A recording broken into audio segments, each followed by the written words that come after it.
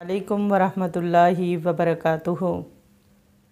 اللہ تعالیٰ قرآن پاک میں ہمیں کہتے ہیں کہ اللہ کا ذکر کرو، اللہ کو یاد کرو، بیٹھے لیٹے اپنی کروٹوں پر، صبح میں شام میں اللہ کا ذکر کرو۔ نبی صلی اللہ علیہ وآلہ وسلم نے چند ذکر کے الفاظ ایسے سکھائے ہیں کہ جس کے بارے میں کہا جاتا ہے کہ یہ شب و روز مسلسل ذکر کرنے سے افضل ہے کہ انسان ان کلمات کو پڑھ لے۔ ابو امامہ الباہلی سے روایت ہے کہ نبی کریم صلی اللہ علیہ وآلہ وسلم نے فرمایا، کیا میں تمہیں شب و روز مسلسل ذکر کرنے سے افضل ذکر نہ بتاؤں؟ تم کہا کرو، الحمدللہ عدد ما خلق، الحمدللہ ملء ما خلق، الحمدللہ عدد ما فی السماوات وما فی الارض، الحمدللہ عدد ما احصى کتابہ، والحمدللہ علی ما احصى کتابہ، والحمدللہ عدد کل شیء، والحمدللہ ملء کل شیء۔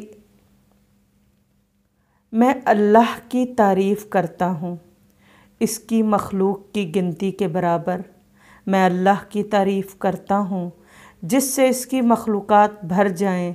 میں اللہ کی تعریف کرتا ہوں ان چیزوں کی گنتی کے برابر آسمان و زمین میں ہیں۔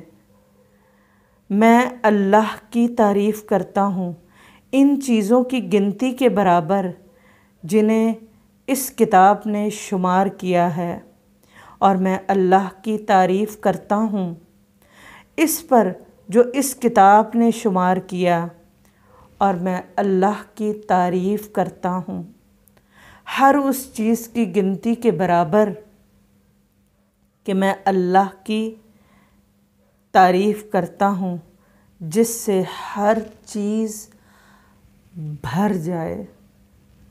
یہ صحیح الجامع کی روایت ہے۔ تو یہ دعا،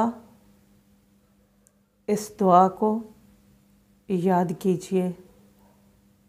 اس دعا کو دن میں کسی بھی وقت ایٹ لیسٹ ایک مرتبہ ضرور دہرا لیجئے۔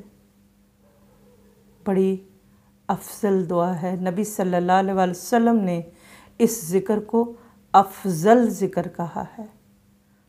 تو شب و روز مسلسل ذکر کرنے سے افضل ذکر یہ ہے، تو ہم اس ذکر کو ضرور اپنی صبح و شام کی دعاؤں میں یا کسی بھی نماز کے بعد ایک دفعہ اس ذکر سے ضرور اپنی زبان کو تر کریں، اور نبی صلی اللہ علیہ وسلم کے بتائے ہوئے اجر کو حاصل کریں۔